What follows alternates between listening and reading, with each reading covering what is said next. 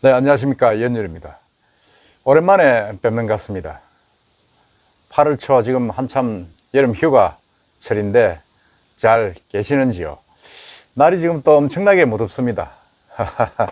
저도 사실은 이 이현율 TV가 이제 한 몇 년 되고 해서 컨셉을 조금 다양하게 좀 변화시켜 보려고 지금 여러 가지로 검토 중입니다. 그러다 보니까 조금 저도 좀 휴가 겸 또 이 컨셉을 변화시키는 여러 가지 연구 이런 걸 검토를 하느라 조금 여러분들 만나는 게 좀 늦었습니다. 어쨌든 간에 오늘은 주간 시사 뉴스 시간입니다. 오늘 47번째, 그건 1년이 이제 됐죠. 시간인데, 제가 2주 동안에 일어났던 일을 이제 모아서 이제 오늘 이번에는 말씀드릴까 합니다. 뭐 5건입니다. 5건인데, 제일 먼저 이제 이 55 보급창, 미국 55 보급창이가 범천동에 있죠. 그게 이제 우암동 쪽에 있는 게 이제 북항 재개발되면서 어디로 옮기느냐 이랬는데 신선대 부두로 옮긴다, 그런 이야기가 있습니다. 그것부터 해서 5건을 전해드릴까 합니다. 먼저 제 55 보급창 소식입니다. 이 사실은 뭐 미군 55 보급창이 어디로 옮기느냐, 이게 사실은 뭐 상당히 좀 논란이었죠. 논란이었는데, 해양수산부 업무보고에서 이제 조성한 해양수산부 장관이 보급창 이전을 위한 대체부지를 신선대 부두 특위장으로 결정을 했다, 뭐 이렇게 답변을 했습니다.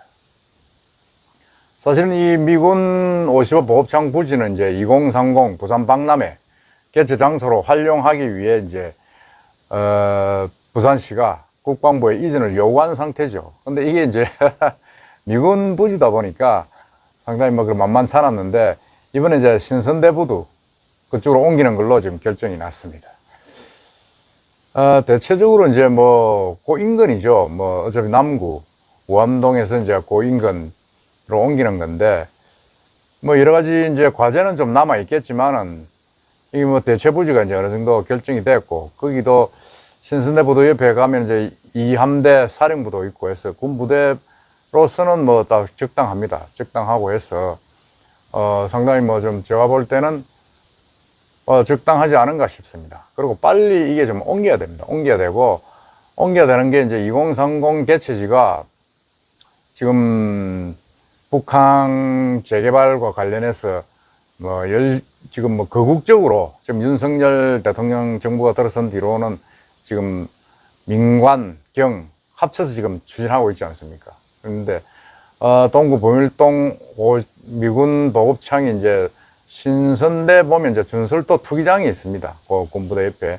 그게 이제 이전하겠다 이랬다니까 상당히 뭐 좀 부산으로 봐서는 좀 바람직하다. 특히 북한 재개발을 위해서는. 그 면적이 이제 한 7만 평쯤 됩니다. 그러니까 제법 넓은 면적이죠. 그게 이제 부산 시민공원 하야레 부대 한 절반 정도 됩니다. 그러니까 이게 뭐 상당히 좀 넓은 면적을 이제 차지하고 있는데, 미전할 땅이 없었는데 이제 이전하니까 잘 된 거죠. 잘 됐고, 이 월드 엑스포는 사실은 이제 과연 우리가 받을 거냐 안 할 거냐 하는 그런 논란이 있습니다만은, 상당히 좀 뭐 지금 사우디아라비아 리야드하고 이제 경합이 되어 있는데 뭐 가능성이 좀 있다고 지금 보고 있죠. 보고 있는데, 이게 이제 우암동 이 미군 기지창이 옮기게 되면 뭐 부산 지역의 다른 지역의 발전에도 상당히 좀 기여를 하게 됩니다. 지금 서면 상권과 부산 상권을 가로막는 가운데 군부대가 있는 거죠. 군부대가 있는데 그게 이제 옮겨가니까 상당히 뭐 숨통이 트인다 그러나 그런 부분이 좀 있습니다. 북한 재개발 2단계 사업이 이제 곧 이제 사업자가 결정이 돼서 추진이 될 텐데, 추진이 되면 뭐 사업도 굉장히 활성화되고 지역 개발이 엄청나게 빨라질 것이다, 좀 이렇게 보고 있습니다. 보고 있고, 부산시에서도 이제 이 녹지 공간을 확보하게 되고, 그 다음에 동천 생태계 복원에도 큰 영향을 미칠 것이다, 그런 이야기를 하고 있습니다. 그래서 이게 미군 그 55 보급청 일부 땅이 이제 동천 하구를 넓힌 데 이용되고 동천의 어떤 그런 수질 정화에도 이제 도움이 되고, 뭐, 그 왜냐면 유속이 빨라지니까 상당히 이제 도움이 되고 하면 부산 시내를 가로지르고 있는 동천, 이걸 뭐 부산 시민에게 새롭게 할 수 있는 그런,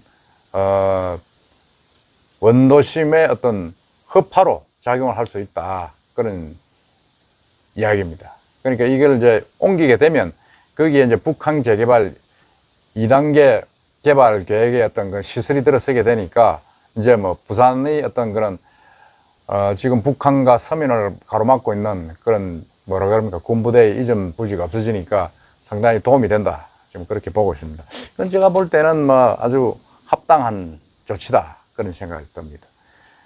그 다음에는 이제 부동산 소식입니다. 동네 르키 아파트.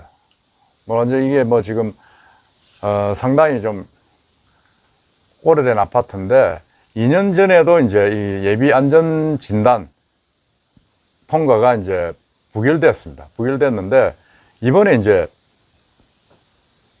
동네 르키 아파트가 예비 안전 진단을 통과했습니다. 이제 두 번째 만에 이제 문턱을 넘었는데 정부의 재건축 규제 완화 기조에 맞춰서 이제 이 정비 사업이 이제 건물사를 타는 하나의 상징적인 조치로 그렇게 보입니다. 재건축위원회가 이제 밝힌 바에 따르면 지난해 말 동래구청이 실시한 현지 조사에서 안전진단 필요 결정 통보를 받았다고 합니다.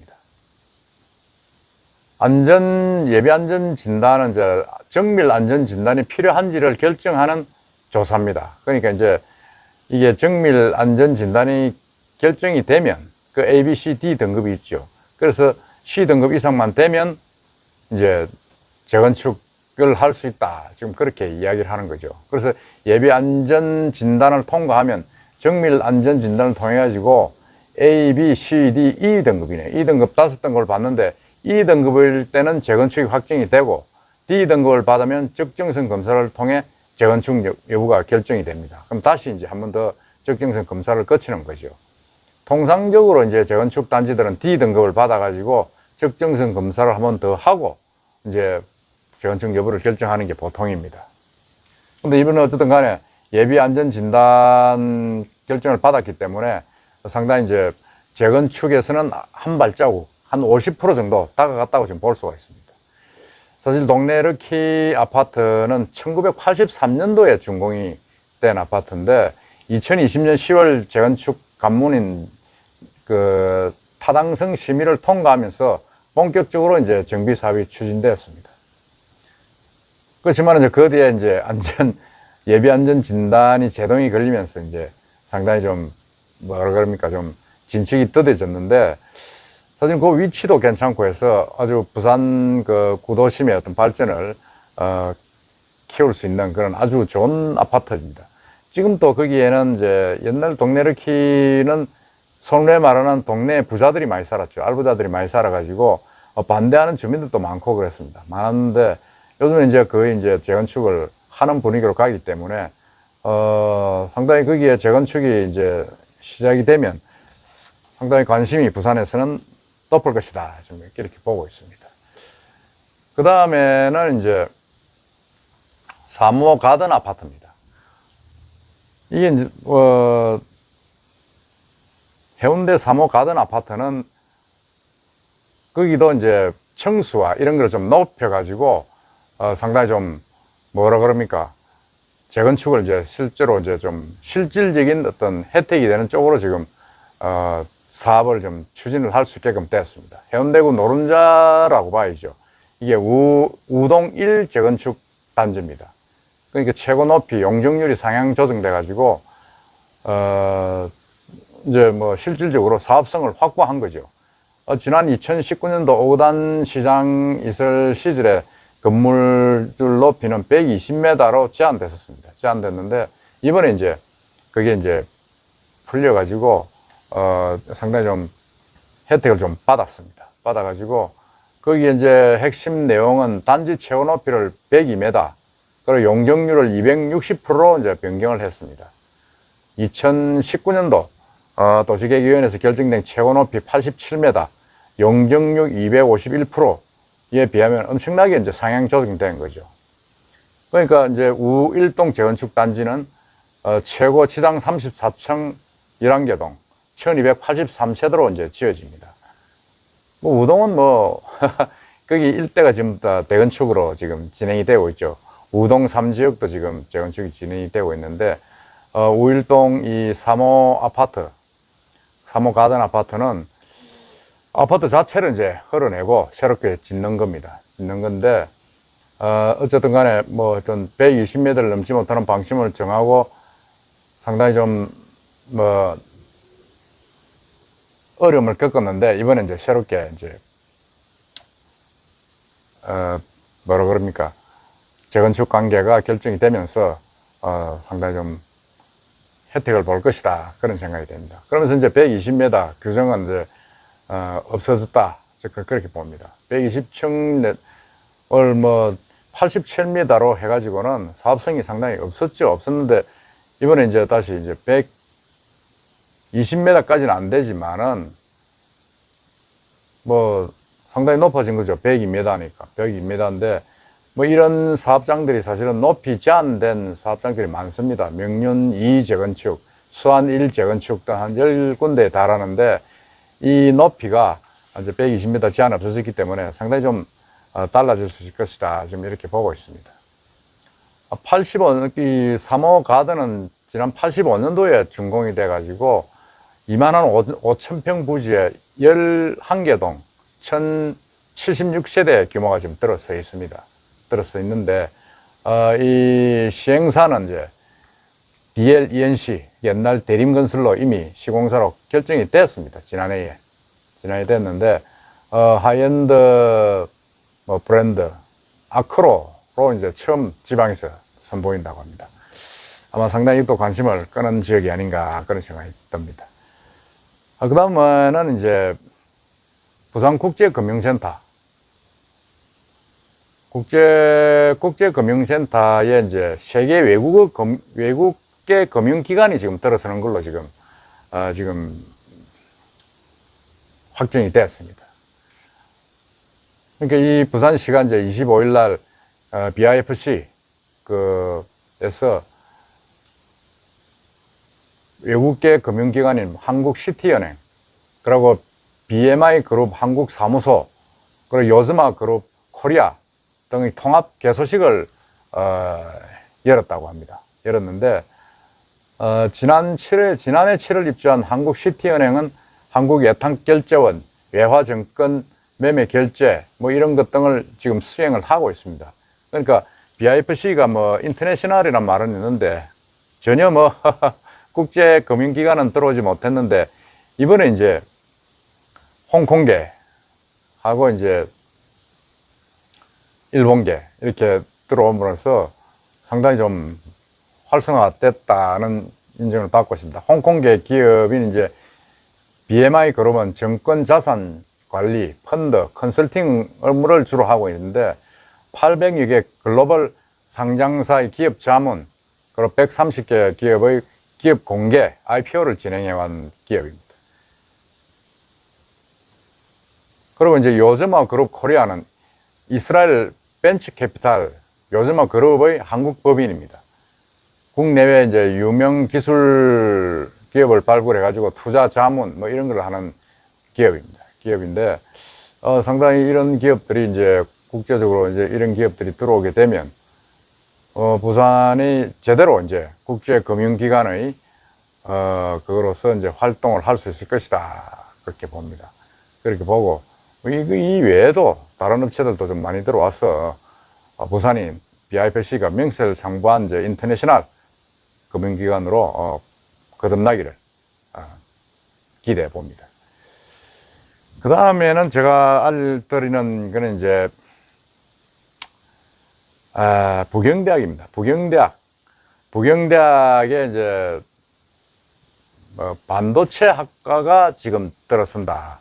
지금 윤석열 대통령이 들어와서, 부산뿐만 아니고, 전국의 반도체 업체하고의 어떤 그런 협약을 맺어서 삼성, 뭐 SK 이런 기업들하고 반도체 인력 공급 이걸 지금 구체적으로 논의를 하고 있는데, 부산의 부경대학이 부산 지방에서 처음으로 반도체학과 대학원을 신설을 추진을 하고 있습니다.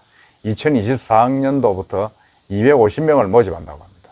모집하게 되면 뭐 지금 이 반도체학과는 서울에 너무 집중돼 있다 이래가지고 지금 지방대학연합회에서 지금 반발을 하고 있는데, 어쨌든 부경대학이 지금 뭐 정부가 발표한 그런 반도체 인재 양성 방안, 이게 선제적으로 좀 대응하는 거 아니냐, 그런 평가를 받고 있습니다.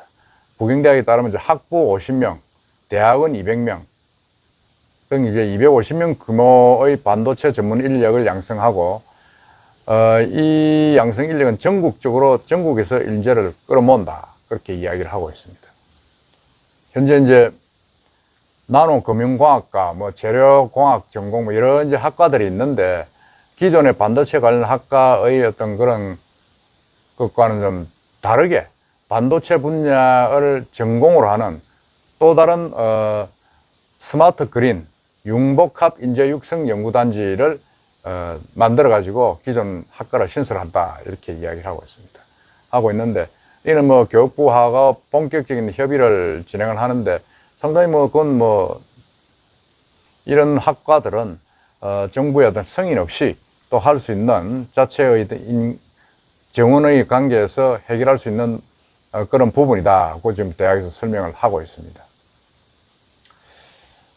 상당히 뭐 부경대학 같은 경우는 국립대학이고, 또 거기에 또 용당에 이미 옛날 그 부경대학 공대 부지가 있습니다. 부지가 있어가지고 뭐 그 대학에 이 대학을 반도체 관련 대학과 연구실을 두면 상당히 충분하다, 지금 이렇게 이야기를 하고 있습니다.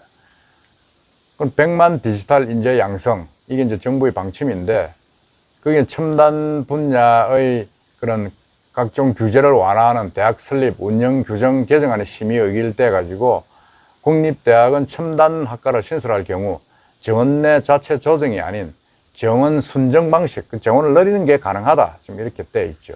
돼 있기 때문에 상당히 뭐 이 과에는 많은 인원들이 지망을 하고 또 확산될 것으로 보입니다. 이미 부산 지역에서는 이 부경대학뿐만 아니고 부경대학 뿐만 아니고 부산대학, 동아대학, 해양대학 등도 이제 참여해가지고 반도체 산업의 어떤 그런 육성을 방안을 협의를 하고 있고, 그 다음에 여기서도 상당히 좀 동서대학이나 부산대학에서도 지금 과를 만들어서 인원을 순정할 것으로 지금 보이고 있습니다.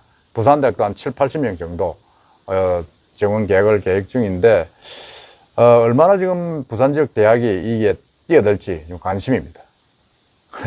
이게 같은 국립대학인데 부경대학이 좀 빨랐네요. 부산대학보다는 좀 빠르게 지금 됐습니다.